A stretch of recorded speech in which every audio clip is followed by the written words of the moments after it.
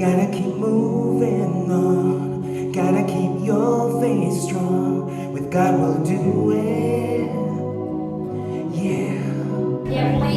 People are saying it's believe in the Father, you'll see. We'll keep on moving on. The pre-conference publicity was suitably vague, really, and I wasn't quite certain what I was going to come to. So I was expecting something more factual, maybe more statistical, more needs-based,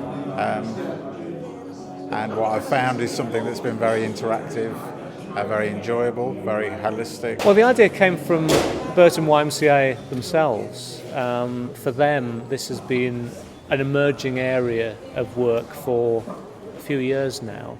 They were keen to share their learnings with a wider group, in particular with those who fund them, those who partner with them. Generally speaking, people working in the homelessness sector just ignore the whole spiritual aspect of people's lives. I suppose from a spiritual nature, probably a sort of sceptical about how it could be utilised in a sort of support setting. Too often, I think, we treat people in their constituent parts through different services.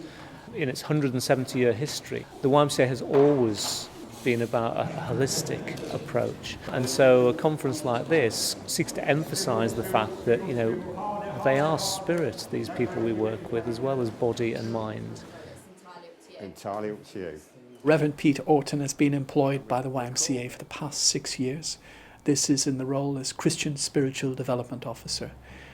We've seen the work that Pete does amongst his colleagues, staff across the projects and volunteers as being essential. It's like the lifeline that runs through the YMCA in terms of addressing the deep spiritual needs that exist within the residents, the staff, the volunteers.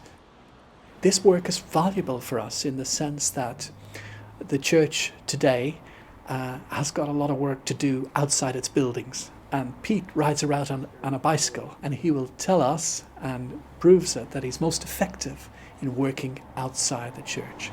So the YMCA is a perfect community in many respects, working with marginalised people, disenfranchised people, who actually need a hope and an assurance that they've got a future.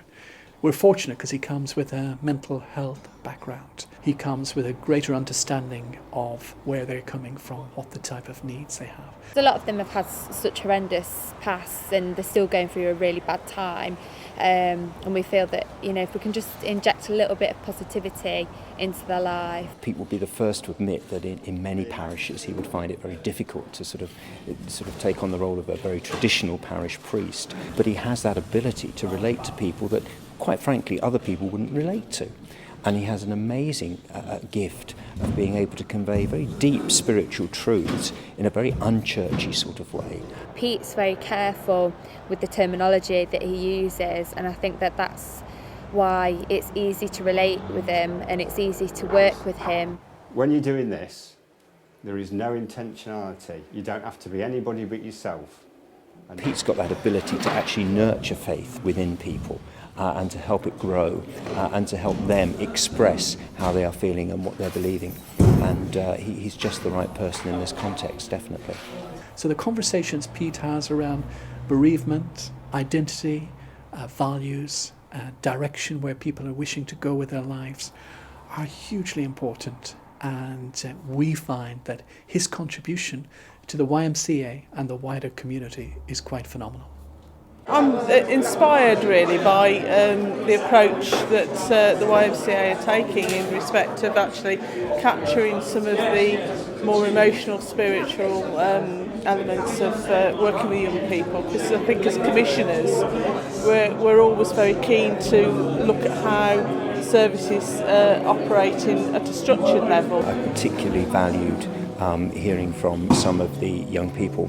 Gotta keep moving on, gotta keep your faith strong. With God we'll do it, yeah. It's probably about, as commissioners, learning that we're not always best placed to be able to sort of recognise the needs of young people, and being much more open to the way in which we commission services as opposed to being prescriptive? I don't think I had any expectations when I came today.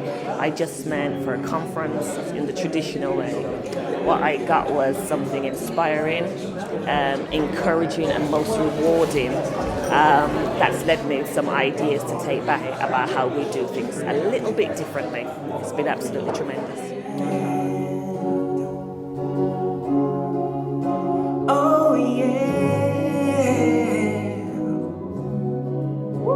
it's so hard holding on to your dreams when reality tries to tear them down, it seems. But hold on to what makes you shine, 'cause in the end